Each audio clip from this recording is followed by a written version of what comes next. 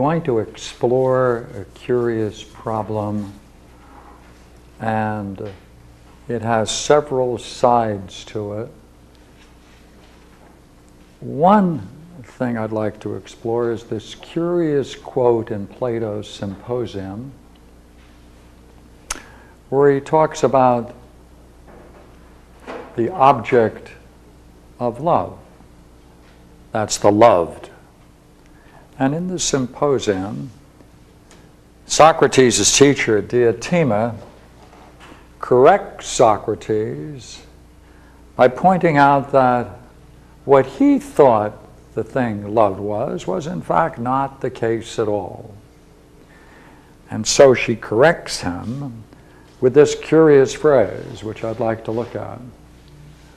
For the thing loved, the object of love, is in fact beautiful, dainty, perfect, and blessed.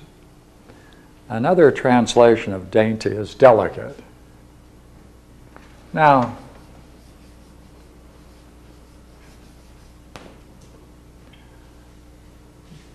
the object that they're talking about is the nature of beauty itself.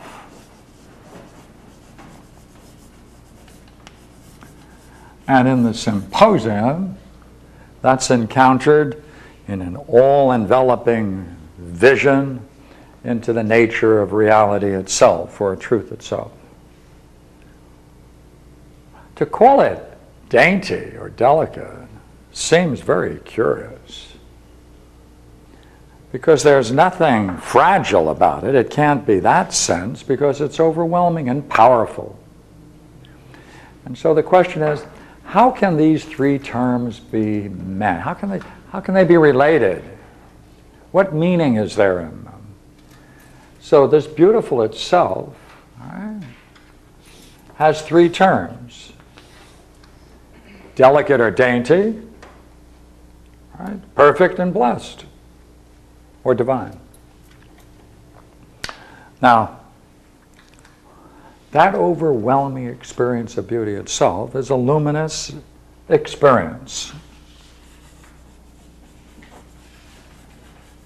And it's described, and people can describe it in so many ways. And you have to develop a vocabulary for it.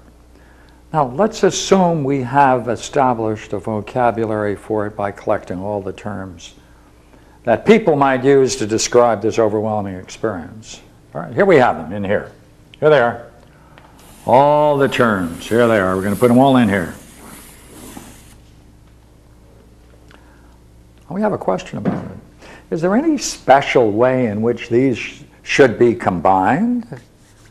Is there any way they should be singled out? Is there any priority that some terms should be used ahead of others? Or is it just simply being overwhelmed with an object of beauty, and we pour on the object of beauty all of these terms, and in that way we feel that we've described the beauty, the thing that is so remarkable to us? But no, we don't want to do that. We want to look at these terms and see in some way if there is an order and a hierarchy to them. Is there an order?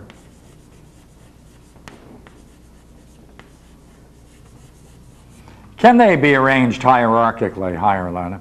Is there some order and hierarchy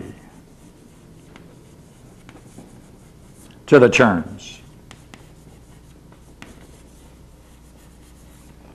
Is it possible that with an order and a hierarchy they can come together in some intelligible way, so that we just don't have to have a handful of terms or a bag full of terms and dump them on this experience with all the indiscriminate whatness that might advance our feelings about it?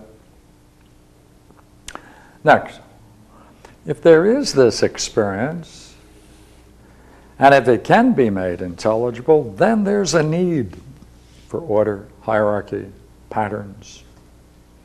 And then, if that's possible, it can enter into dialogue. Then we can use it. We can bring it together.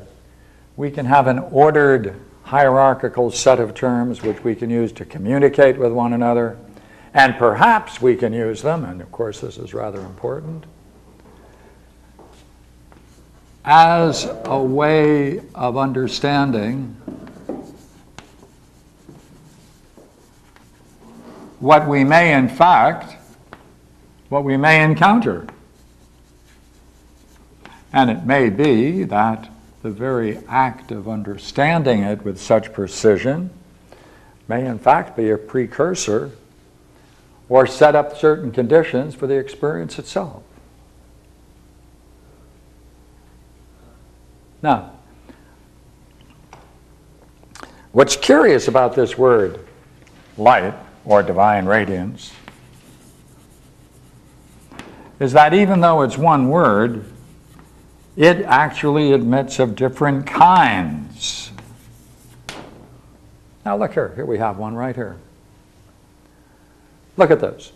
The luminous precursor of divine light says, does it not, that there's something luminous before the divine light? Well, that's rather odd, unless there are different kinds of this radiance.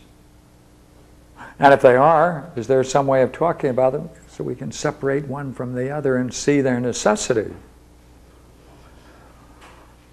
Is it possible then to going back into Plato and make sense of this thing we started out with?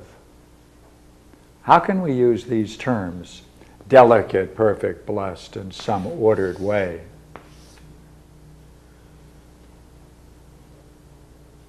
Because that's what Socrates does through diatema.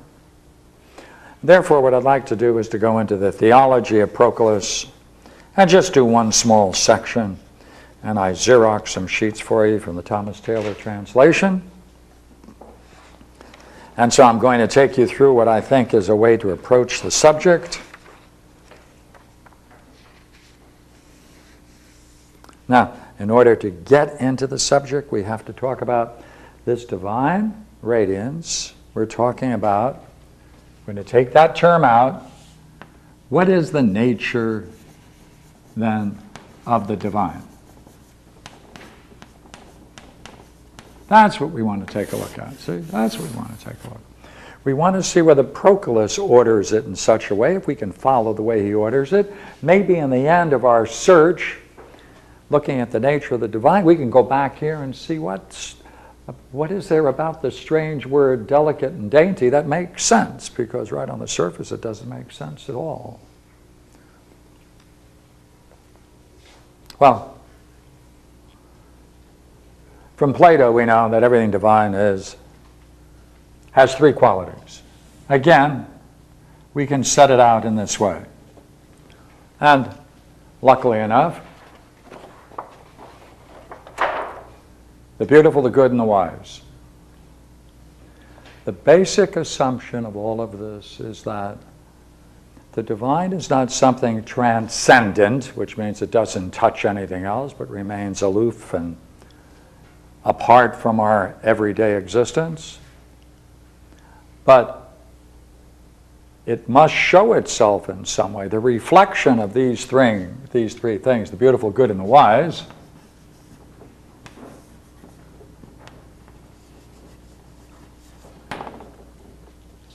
must have some penetrating influence in our domain. When it does, then we can change those terms to goodness, wisdom, and beauty.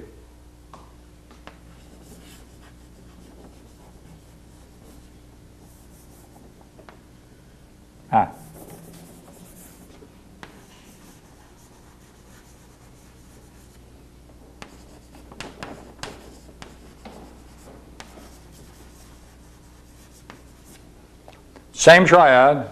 Only now we can see that if it pervades our universe, then it pervades also all the progressions of the gods. If this is the realm of the intelligible, and if it pervades everything in the intelligible, it must also pervade what Proclus calls all the gods. Now, we have a view of God which is not going to be useful, because Proclus's idea of God is a principle. It's a principle. But it's not an intellectual principle in the way we usually use the term. It's a principle that has a certain vitality. Right? It's what we might call a vivifying principle, that has a life, that has a vitality to it, has an intelligibility to it. That's what they call a God. And they may exhibit different aspects, and therefore they get different names. But essentially, it's a principle that has a vitality. Now, let's see if we can go into Proclus. And I outlined a few things here. Now, notice what we're going to do. We're going to first take goodness, and we're going to see what Proclus says about it. See? Now, put it in another way. You can always work Proclus backwards, and it makes more sense.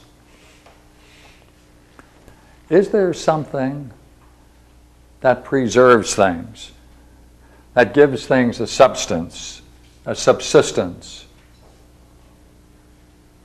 He's going to say that resides in something higher, and it manifests itself on the lower. And he's also going to say that this kind of goodness exists as a summit. Right? As a summit. And it's a vitality that overflows, and therefore it fills all subordinate natures. See, it comes, it spills itself all over, and therefore it penetrates into our domain. And this thing, which is goodness, pre-exists in every single order to the degree that the first principle in any order is analogous to the first principle, which is this. Now, this is a concept he has, which is really something like this. It's vertical and horizontal. In any order, in any higher order, it has an origin,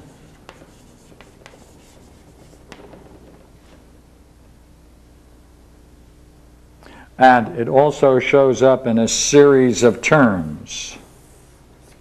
The first or the leading figure in the series of terms is always analogous to this highest expression in any order. That's what he means. So it pre-exists in every order. In every order, you have something that stands apart from it, that's responsible for the order. We could say that in terms of another language and say, in any set, the principle that orders the set stands above it, but all the members in the set, there's always the first member in that order, and that bears a certain relationship to all the succeeding members. And therefore, it has an immanent and a transcendent quality. Now, if you follow this then as a result of this, we want to see something, this goodness. It spills over. And he wants to say about this goodness that there's nothing more perfect or good. This is going to be, therefore, a goodness that has a perfection. Now, we're going to see if we can collect all of these terms, remember, and we're going to put them in here as the sum set of terms that are used to describe the very nature of the thing, beauty itself, which is nothing other than the nature of the divine in one of its aspects. So let's take a look. Now, there are three elements of the good. So now look here, or goodness. So he's going to get three here. Why three? Why is a triangle a good example of what he does in his thinking? Because when he reflects on things, he has one principle, and that principle is for anything to progress, for anything to flow, for anything to be generated, It presupposes that there's going to be some principle of likeness. And that's a mean term. So therefore, there's always going to be something here that's going to be shared with both. So A is to B as B is to C. And that is a mean analogy. A is to B as B is to C. That must be there in order to fulfill the condition of likeness, because any two things for Plato, or for anyone, in order to be connected needs a third thing to join them. That third thing is a mean term. Now, going back to our concept of goodness, you need three things. If it's really good, it has three qualities. It's desirable, it's sufficient, and it's perfect. Right? D, desirable. Desirable, by its very nature, it must be desired. I'll just put a D there because it's pretty good. It's sufficient, it doesn't need anything else. I'm going to put an S. Right? And you know the last term is going to be perfect. We have to see how he talks about those three terms, because we're going to go through this whole thing and discover all of those terms. Now, let's go to the text. Have a little fun. Now, I am on page 72. Three most principal elements of the good are the desirable, the sufficient, and the perfect. Just what we have. Why? For it's necessary that it should convert all things to itself, fill all things, in no respect deficient. So if it's going to convert all things to itself, it has to fill all things. So, let's fill all things and convert all things to itself. Whenever we say and deal with this idea that it both fills, right, then we have an overflow, right, we have an overflow, fills all things, converts to itself, that's a return. Whenever that takes place on the highest level, that's that curious word essence. Sometimes we use the word usu. So built into the very idea of goodness, is that it has the quality or the capacity to fill things, and as a result of that, it converts all things to itself. And now, look here.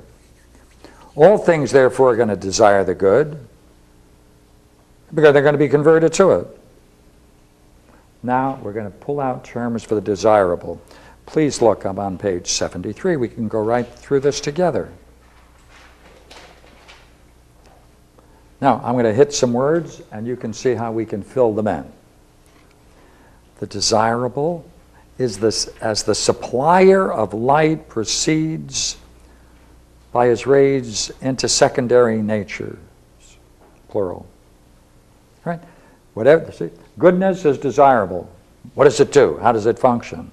It's the supplier of light. It proceeds by its rays into secondary natures. Therefore, hey, you and I, secondary natures, we can get it. Right?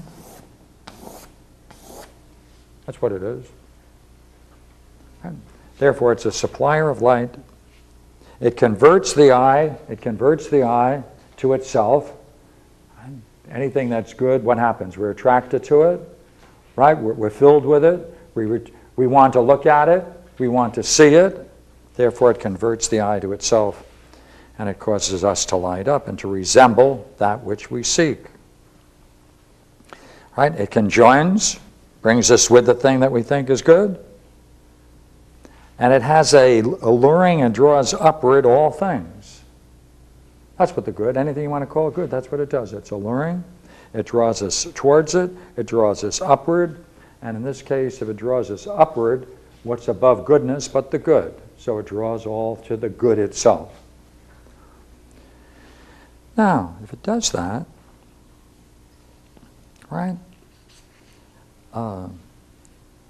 It does this by its own proper illuminations. It's everywhere present to all things. That's how it does it. Now look here. This is kind of essential for Proclus. Right? It does this all the time. It's not an act of particular grace. That's going on continuously, but we don't notice it. Therefore, the game is to try to see if in fact it's the way he describes it by becoming aware of what he says exists all the time. Now, well, that's desirable. How about sufficient? I'm at the bottom of 73. Hey, if it is sufficient, it doesn't need anything. It's full of power. In every threesome that Proclus creates, you will always find the second term is power. Power, energy, vitality, something of that nature, right? A vitality. And sure enough, we have it here, right? The sufficient power proceeds to all things, extends to all. And insofar as it extends to all, this power can also, by the way, be called the gift of the gods. Right? That's the way he calls it. So it extends it to all get it, therefore it's a gift of the gods. Sometimes, therefore, in other works, it's called a reflection of the will of the gods because it's a gift. Gift presupposes some kind of will. Now, if that's the case, then we pull the two together. Then the desirable being firmly established, surpassing the whole of things, arranging all things about itself, the sufficient begins the progression and multiplication of all good. Hey, since it's sufficient, there's a stability of divine natures. Right, if there's a stability of such a divine nature, it's full of goodness. All beings are therefore benefited, abide in it, proceed from it, and being united to their principles, they're essentially absorbed in it, together with it. Now, going now to power. Notice the way he talks about power on 74. Power, therefore, is the subsistence of nature similar to themselves. They find the same intellectual genre. They come from the same class.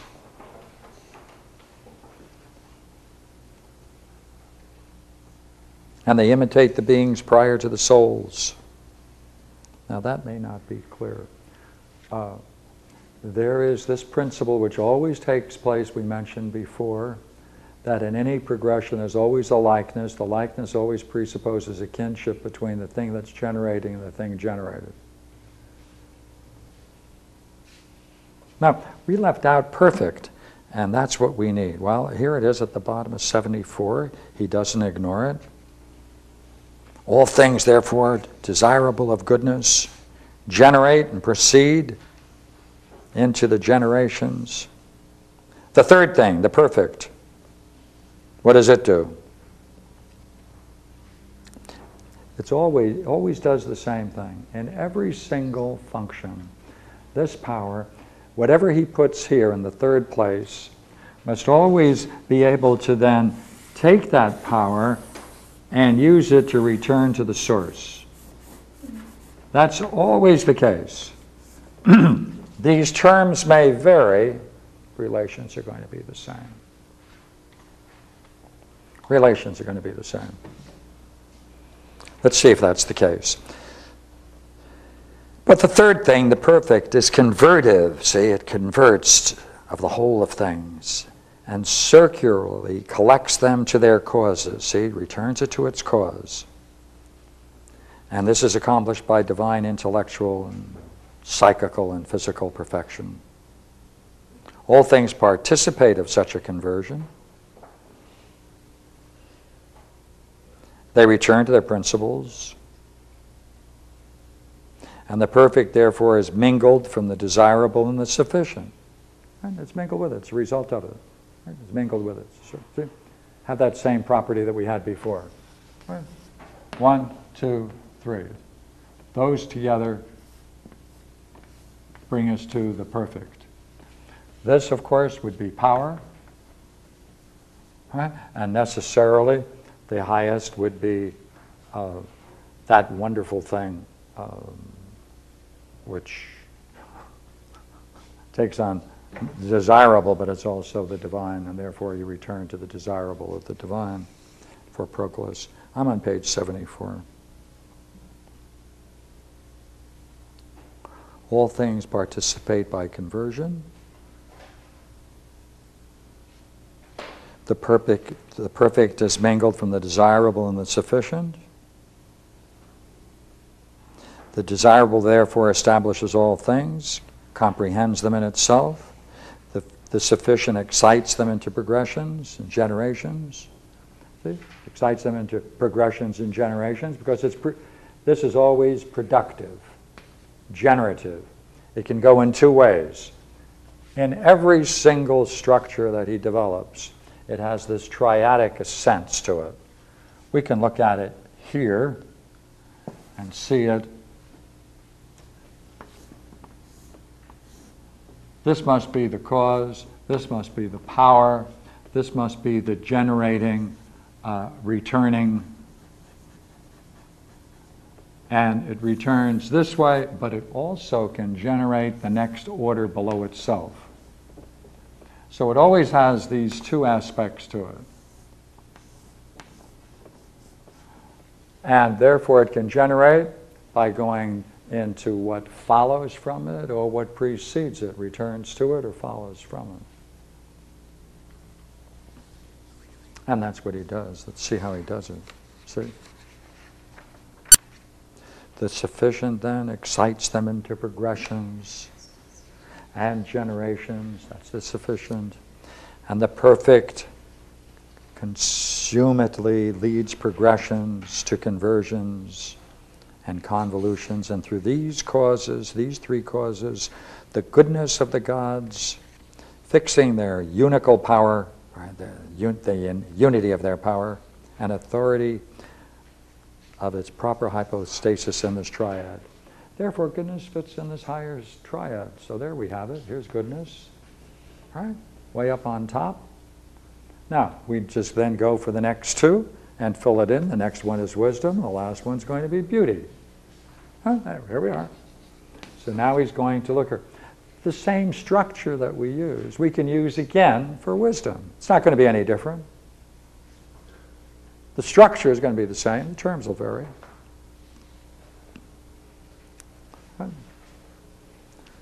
Now,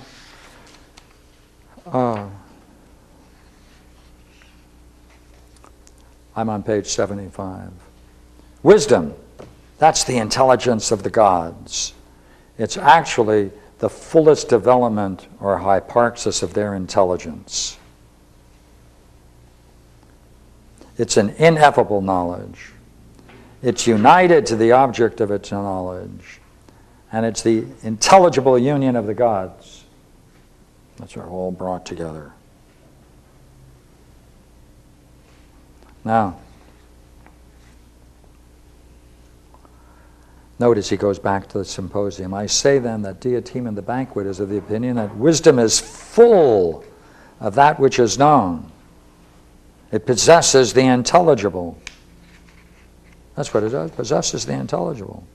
It has three aspects. Wisdom is triadic. I'm in 76. It's full of being, truth, and generative of intellectual truth. Right? And it perfects all things. So what is it? There we have it. Three things. Being. It's going to be full of being.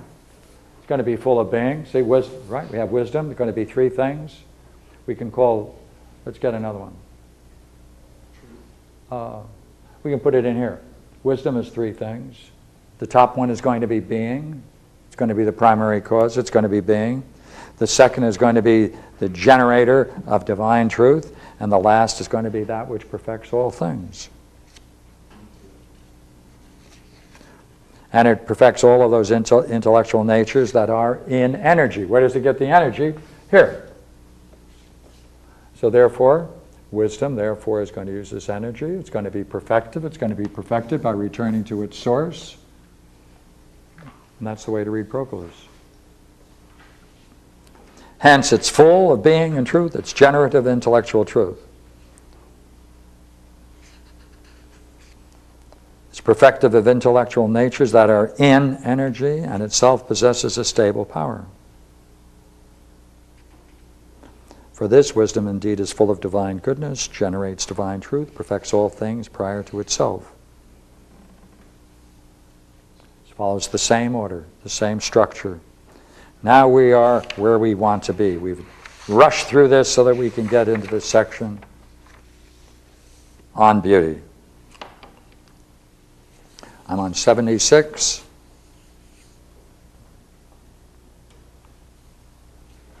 We're going to use the same thing. We're going to choose the same thing. We'll clean it up, make a little room, get our chalk, go to work. Consider the beautiful. What is it? And why can we say it subsists in the gods? It's said to be beautiful in respect to its form, which is good. It's an intelligible beauty. It's beauty itself. It's a cause of beauty to other things or all things. Now, he has an expression here that I would like to pause on. It subsists in the intellectual place.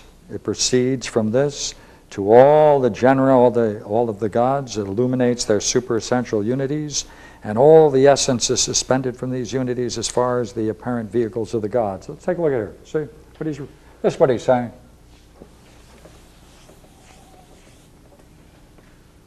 The highest term is the good of the one.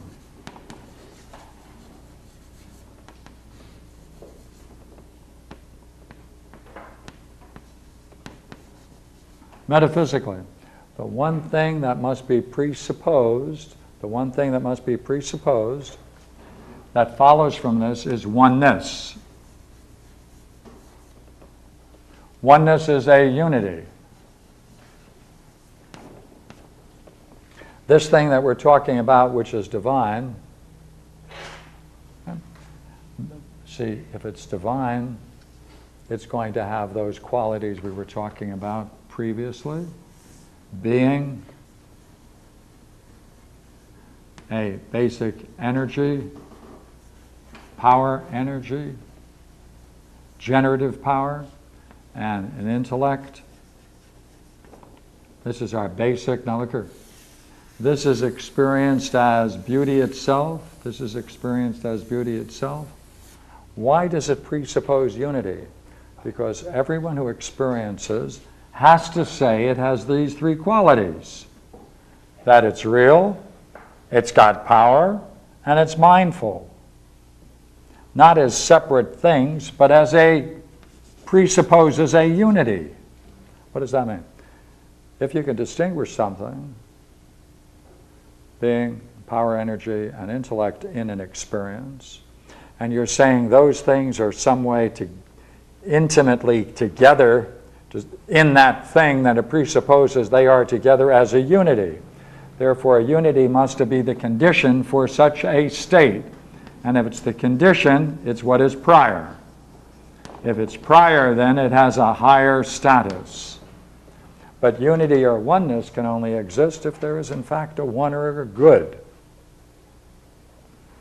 Therefore, see, our colleague is now going to talk about the divine, right? With those three terms, beautiful, wise, and good.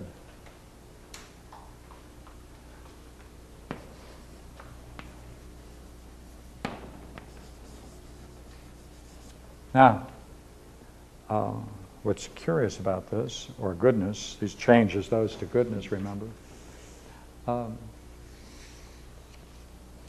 they shouldn't be arranged this way, but I'll change that later for a good reason. All right. I'm on this one phrase, it proceeds from this to all the genera of the gods. It illuminates their unities, superessential unities, and all the essences suspended from these unities as far as the apparent vehicles of the gods. Right, see, it illuminates the unities, that's here. It illuminates the unities, and all the essences is another word for unity, that are suspended from it, that are suspended from it, that are suspended from it. What's suspended from it is this very thing we're talking about.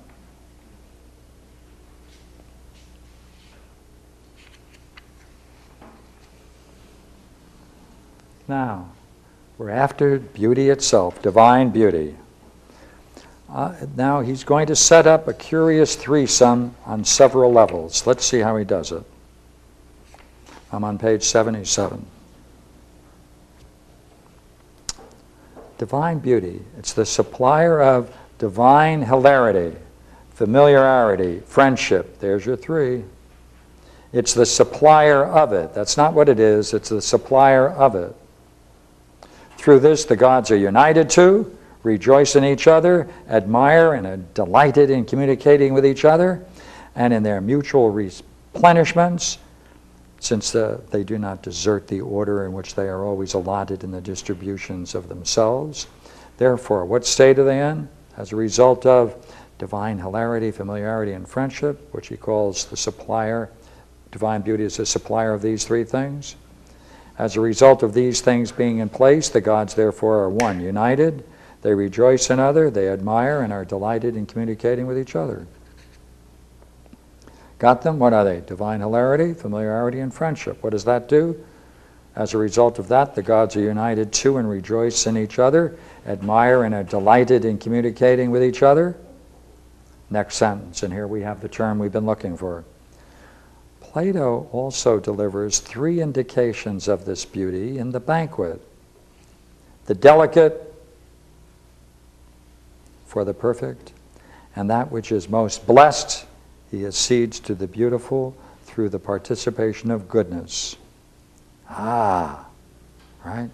Plato also indicates, right, three indications of this beauty in the banquet. That banquet, of course, is the symposium. He denominates or names the delicate for the perfect, that which is most blessed. Ah, the delicate is that which is most perfect. Well, that was here. The most perfect is here. That's what he's calling the delicate. What we in our translation called dainty. That's what he's calling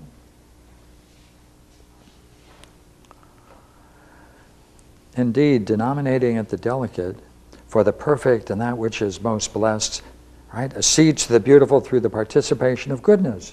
What does it do? It accedes to the beautiful through the participation of goodness.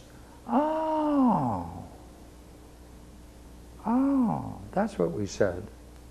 That's right. But he thus speaks of it in the dialogue. That which is truly beautiful is delicate, perfect, and blessed. Delicate, perfect, blessed. We got us three terms again. Wow.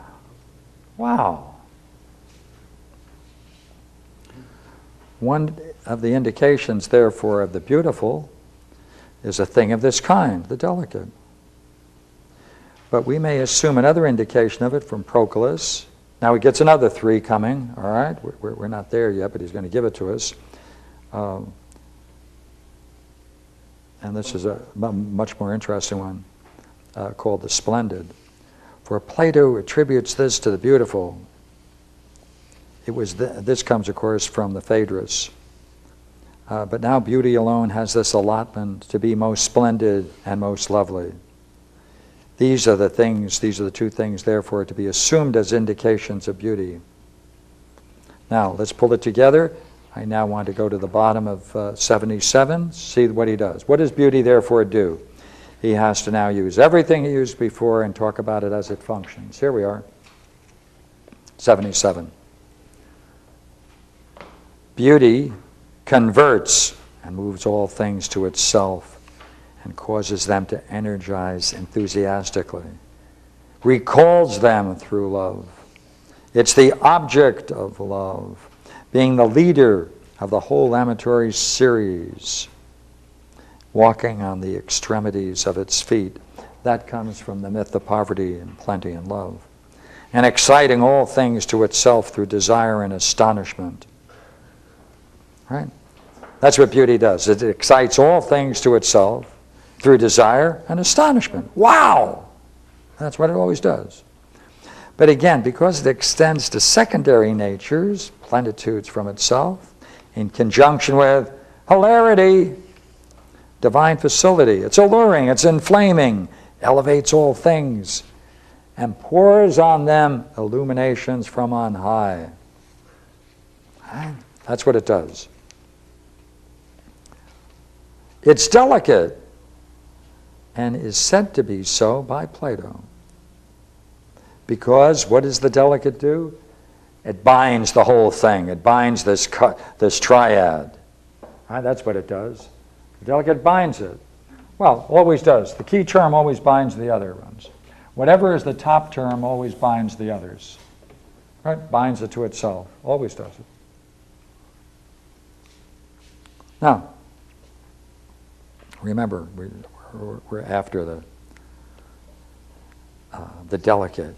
It bounds this triad and covers as with a veil the ineffable union of the gods, swims as it were on the light of forms, causes intelligible light to shine forth. That's what it does. It triggers the divine light. It causes the intelligible light to shine forth and announces the occult nature of goodness. Therefore, it gets three things. What is it called? Splendid, remember what we said before? Splendid, lucid, and manifest. It's splendid, it's lucid, it's clear, and it manifests itself. Manifests. For the goodness of the gods is supreme. Now we're going general. For the goodness of the gods is supreme, most united. Sometimes he calls that a henad. Their wisdom is in a certain respect, right? Laboring to bring forth intelligible light. That's what it does. What's it do? The goodness of God is supreme. It's most united. The wisdom is in a certain respect now doing what? It's bringing forth. It's in labor with what? Intelligible light and the first forms. But their beauty is established in the highest forms. It's the luminous precursor of divine light. And by heavens, that was the title we gave to this talk. It's the first thing that is apparent to ascending souls. Now he has a hierarchy. Hey, first thing, to ascending souls, they're attracted to beauty. And being more splendid and more lovely to the view and to embrace than anything that brings on light or insight. Right? It's the first thing that is apparent to ascending souls. It's more splendid, more lovely to their view. And to embrace than every bringing to light of insight or light itself. And when it appears, it's received with astonishment.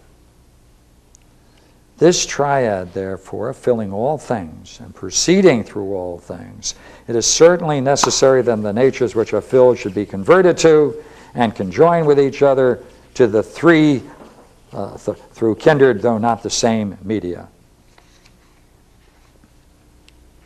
That's what he's done. Now we can go back now, and you can see what he's done. We can collect all of these terms, and we can say we can put them in here. We can put all the terms in here, and we can see what he's doing. What he's doing is, with a couple of principles, and the basic principle that orders his terms, right, is always the same. Certain terms presuppose others. There's always going to be a dynamic force that's going around. The dynamic force always proceeds from something here, the top, the summit. That overflows. As a consequence, there is some power. If it overflows, We can talk about it as a power. That power has a direction. It's not mindless intellect. That intellect then seeks both to return to its source and to generate other kinds of entities or powers. That's what he has. He has this hierarchy, precondition of terms, and then notice what he does. He has this just the way it is, and he says, well, look here. We want to see the divine nature. That's what we want to see. All right, let's go back. We can quickly scan it and put the whole thing together. Right? What is it that's in every divine nature? Every divine nature must have a beauty. Right? Because every divine nature is three things. What is it? Beautiful, wise, and good. It's a mixture of beautiful, wise, and good. But when it shows itself, what is it? Goodness, wisdom, and the beauty itself. Right? Beauty itself then is like being. It's a substance, right? The wise, therefore, is going to be a power. It's going to generate, and this is going to return. All right. Notice what he's doing there for. All right, for that to take place, it presupposes for anything. Well, it must. If everything is going to return to it, it must be three things. It must be desirable. Desirable now is this one. All right. It must be sufficient. It doesn't need anything. It's not going to be drained by its pursuit. And by necessity, it's going to be perfect. So now this becomes sufficient. This becomes perfect. Then we look for the relationships between them. We have to go into our bag for new terms to fill them up. Those terms, would you agree? The desirable, therefore, is the supplier of light. It proceeds into secondary natures. Right? It converts the eye to itself. It causes it to be like the light itself, to resemble itself. It conjoins, it allures, it draws upward all the things by its own proper illuminations. That's what it's doing. All right, okay. All right? Then what is the sufficient? It's full of power. The sufficient now is full of power. That's what we said, didn't we, before? Of course it's full of power. That's what it has to do. Since it's full of power, it proceeds to all things, extends to all things. It's a gift of the gods. It's a power. It pervades, it portends, it goes forward. Right? And certainly then, if it does that, we're now with the perfect. The perfect must convert the whole of things, circularly. It collects them to their causes. Their causes is what started it off. The same language, different terms. Same relations, different terms. It circularly collects them to their causes, and this is accomplished by divine intellectual, right? That is, you can't do this, you can't return unless there's some sense of intellect, but you have to know where you're going and how to get there. So it presupposes some kind of intellect. And therefore, at the core of reality, there has to be mind. From this, then, what happens? The perfect is mingled from the desirable and the sufficient. It's mingled from the two of them. That's right. And with that, mingled with the two of them, therefore, it can then be said to be a unity. The desirable, therefore, supplies and establishes all things, comprehends them in itself. Right? Desirable now comprehends them within itself because the whole thing returned upon itself with mind in it. Now we go to the next one, wisdom. We're going to get another triad here, are we not? That's right, we're going to get another triad here. And we did that with being. Being is full. It's the generator of divine truth. And as a consequence of that, it perfects all things. Since it's a divine force, it returns to itself. Therefore, we go right back again. There's going to be also, with a perfect, a triad, isn't there? Since there's a triad within every triad, and the same dynamic takes its place. We look for it. We change the names. We see the relations are constant. Right? And so we get, would you not agree, some rather curious ones. And the further you go, you see it's something like a, it's something like this. You have a primary triad, and then this itself becomes a triad. This is a triad. This can be a triad. This can be a triad. That can be a triad. That can be a triad.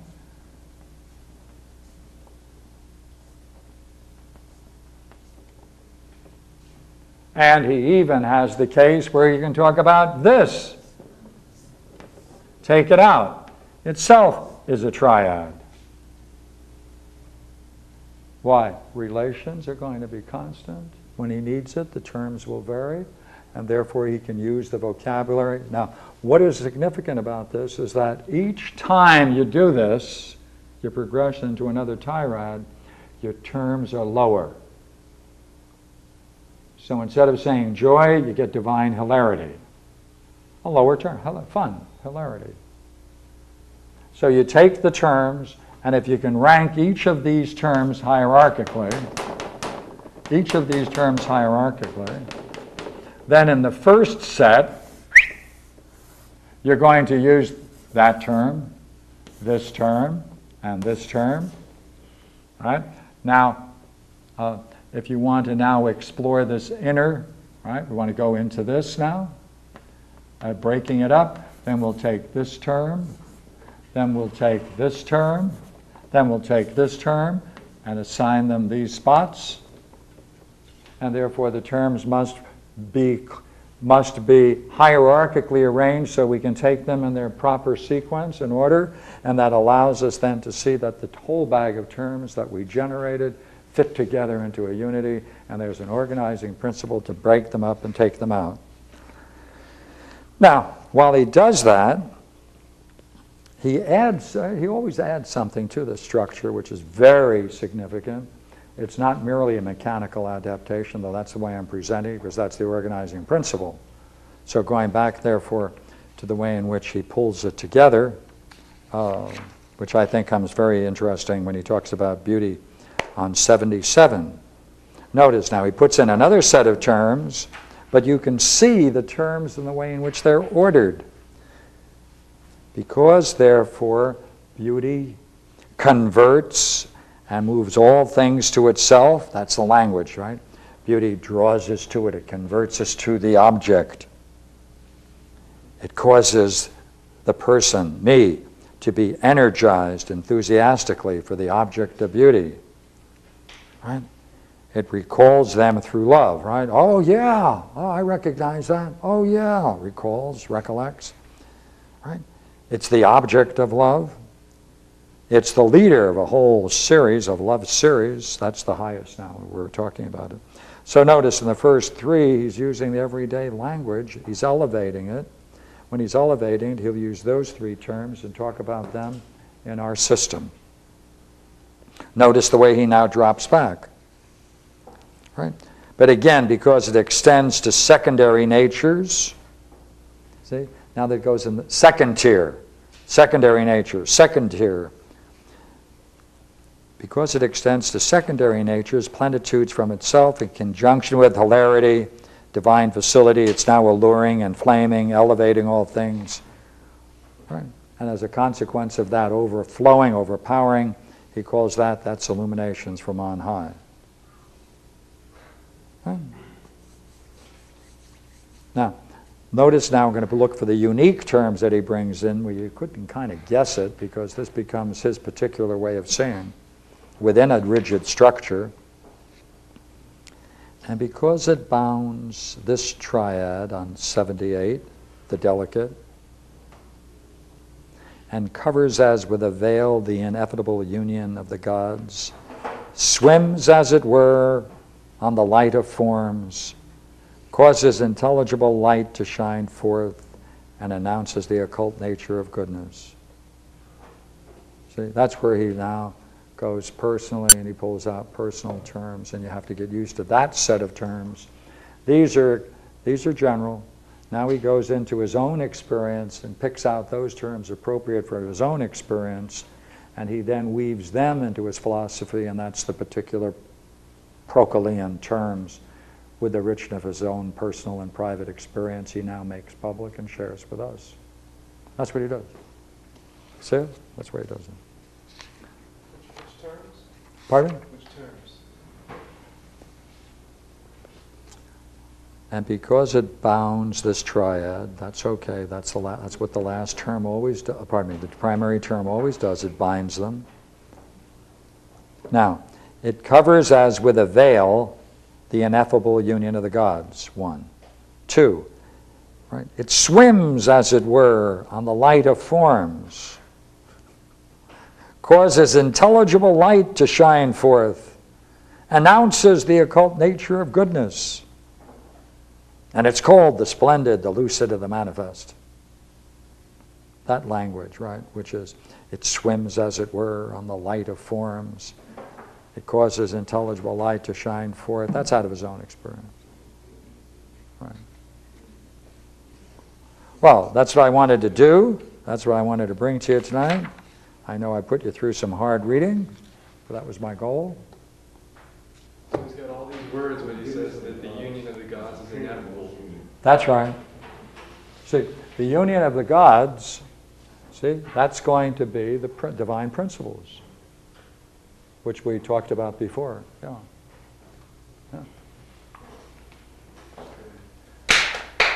Thank you, gentlemen and ladies. Thank you. Another curious evening.